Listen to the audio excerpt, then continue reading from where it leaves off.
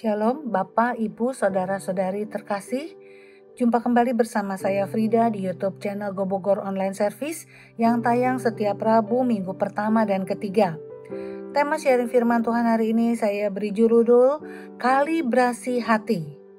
Kalibrasi menurut Kamus Besar Bahasa Indonesia dapat diartikan proses verifikasi bahwa sesuatu akurasi alat ukur sesuai dengan rancangannya. Tujuan kalibrasi adalah memastikan hasil ukuran sudah akurat sehingga terbukti berkualitas dan aman.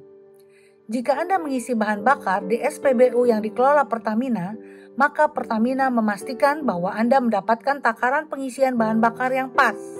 Tidak ada kecurangan. Pertamina menerapkan prosedur pemeriksaan ketat baik oleh Badan Metrologi, pemeriksaan independen seperti TUV, perusahaan jasa pemeriksa asal Jerman, maupun oleh internal pengelola SPBU. Secara berkala, dispenser SPBU ditera atau diukur kembali oleh badan pemeriksa dan selalu diperiksa akurasinya. Mengapa perlu ditera atau dikalibrasi secara rutin? Karena alat ukur yang digunakan terus-menerus bisa bergeser meterannya, sehingga tidak ada niat dari pengelola SPBU untuk curang.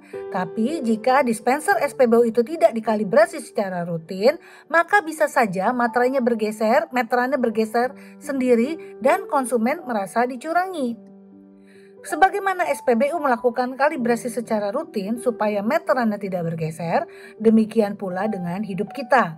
Kita harus menyediakan waktu dalam hadirat Tuhan dan mengizinkan Tuhan melakukan kalibrasi dalam hidup kita. Kita minta Roh Kudus menyelidiki hati kita. Apakah hati kita masih tulus dalam mengasihi dan melayani Tuhan? Apakah visi dan panggilan Tuhan masih menjadi kompas hidup kita? Apakah kita masih berjalan dalam rencana dan kehendak Tuhan? Ataukah kita mulai bergeser, melenceng menurut jalan kita sendiri? Daud sadar bahwa hatinya bisa saja berubah setia kepada Tuhan. Bisa saja hatinya bergeser.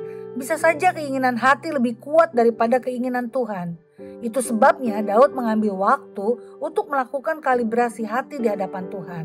Mari kita baca Mazmur 26 ayat 2. Mazmur 26 ayat 2 dengan terus terang Daud berkata, "Ujilah aku ya Tuhan, dan cobalah aku, selidikilah batinku dan hatiku."